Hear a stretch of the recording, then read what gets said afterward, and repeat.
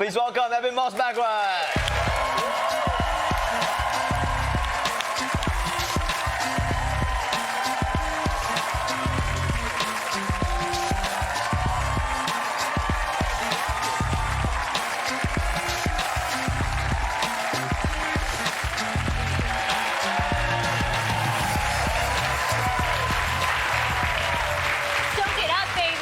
They love you. That was very ovation. nice. You guys are very, very nice. Wow.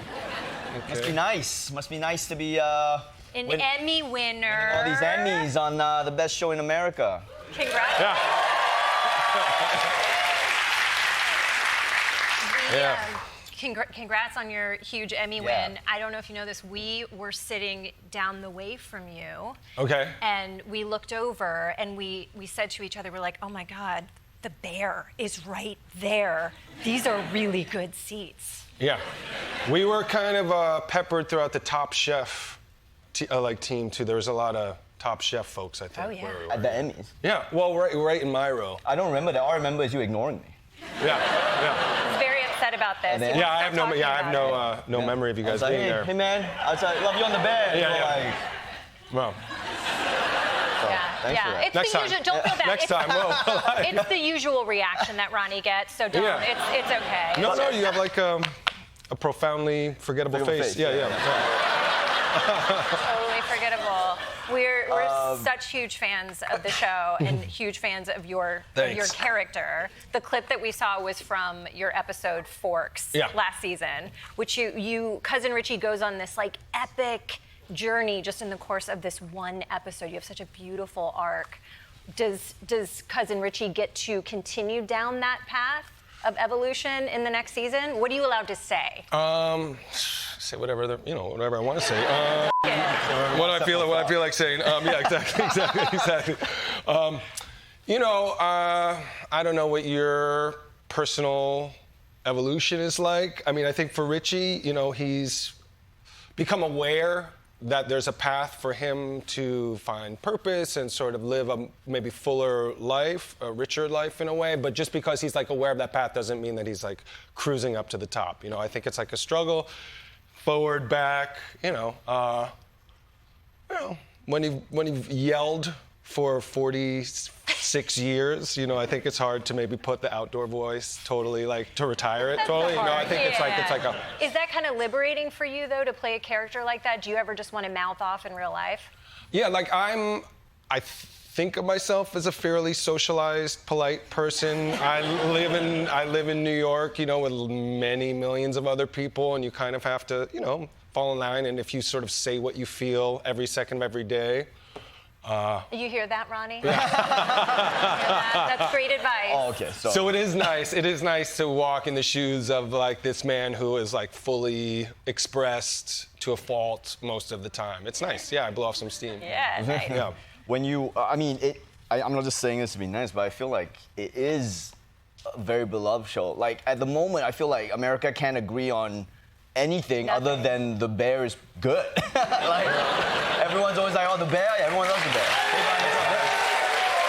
Great show. And just as an actor, when the script comes in, when you read that script, did it pop on the page, or were you like, I just need some money?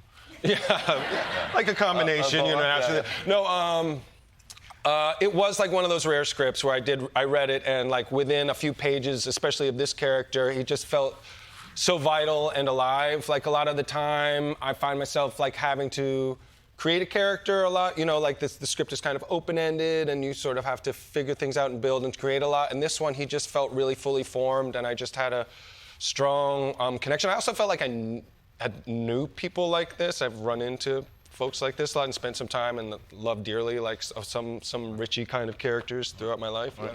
And because the director is also the writer of this. And so how much of that came off on the page because it's a very distinct visual style, the pacing, a lot of it's in the edit. Yeah. And it's so fast-paced, it's anxiety-driven. Honestly, when you watch it, sometimes it's worse than watching the news. Yeah. When you're watching, there was one episode, I don't think there was any cuts in it. Or at least it was shot, so there was no cuts.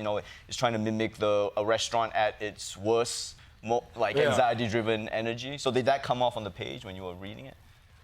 I don't understand your question. Oh, sorry. Don't worry about it. I don't even know if that was a question. I'm asking, when you read words, do you know what the words mean? That's really what how's your reading comprehension? We don't have to memorize. We just read whatever they put in the prompter. So it's very... That's true. I thought, you know what? Okay, the level of anxiety, I didn't find that when I read the script. Because I love what I read. I read the first 2 scripts through the audition process, and it was, I just thought it was really funny and very sort of tender in a way. This story about this kind of found family, a bunch of freaks in a way, like, or the misfits or whatever we're supposed to say, that like they found this home, and only when I watched like the first episode many months later, and it was so like frenetic and crazy and super cutty and choppy. It reminded me a lot of like skate videos from the 90s. It was like so kind of wild. And especially in the first episode where they're cutting like video games into it and it was like super loud. I was like, oh wow, that is not in any way what I've envisioned the thing to be like. So, and I wasn't sure how I felt about it. I called my wife in and friends. I was like, "What? Is this viable? Like, are we going to go back?" Because this was just the pilot. I was like, "What do you think? We're going to make that season or what?" And they were into it, but it took me a little while to marry the thing I saw with the thing I read. Oh wow, interesting. There's such good chemistry between all of you in the cast. It really, really feels like a tight-knit family. It is, yeah. Now, for Ronnie and I to reach this sort of palpable chemistry, we do trust falls in the back. Is it natural for you all to fall into a rhythm, or did you have to really work and rehearse to get there? We did I think we did have like innate chemistry. I think that this is one of like the strengths of the show is that Chris and our other showrunner Joanna and our great casting director Jeannie, they put together a company, and I mean, I don't know, everyone weirdly does really love each other and get along. And obviously through shared experience and time together, that's how friendship grows. Is that instructive for you guys? There's also something about like getting to travel and shoot somewhere else where you don't live. You guys shoot in Chicago. Yeah, that's a good point. Woo, one person from Chicago. Two people. We have a very important question for you, and I hate to get political, but deep dish or New York pizza? Careful now. I don't know. I've met a lot of Chicagoans who would say that deep dish is trash. They think, I don't know, they got a tavern style thing over there, which is thinner, which I like. There's also Detroit style.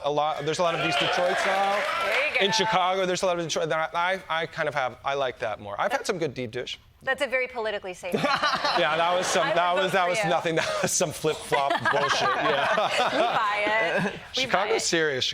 You're about to start a Marvel movie. Mm-hmm. Yep. The Thing. Fantastic Four. The Thing. Yeah. What kind of training do you get to do? Yeah, I'm playing Ben Grimm, who becomes the Thing, who's a man encased in rock. I don't know. I've just been looking at rocks, just been kind of like. So you like the Stonehenge bit? Yeah, exactly. And he spray painted him orange. Yeah. My guy's kind of orange too. I should maybe take this trip out there. He knew. Yeah. What am I doing? I don't know. I've been reading a lot of comics. It's kind of nice. Just they gave me like this kind of Marvel Unlimited thing, so I can just go on my iPad and go to any comic book that Marvel's ever released. That feels. That's cool. Sweet. Yeah. Awesome. Yeah. Well, as someone who was in Shang-Chi for 5 seconds, I want to welcome you to the Marvel universe. You have a great time. Thank you. Oh, man. I did a Marvel thing for Netflix years ago called The Punisher. I did The Punisher. Yeah. You were great in it. Thank you. But when I was on a summer trip with my family in Croatia, when I got when they asked me to do it, and so I got a call at 2 a.m. from this like Beverly Hills number, and it was the head of Netflix Marvel, and it was like 2 a.m. and my wife and my daughters were sleeping in the same room, and he was like, Eben, I'm going to tell you 3 words that are going to change your life. Welcome to Marvel. And I was like, oh, thanks so much, man. That sounds great. And he was so disappointed in me. I was so like, Now you can scream. Now you can scream. No. Well, congratulations on all of your success. Thanks. Cannot wait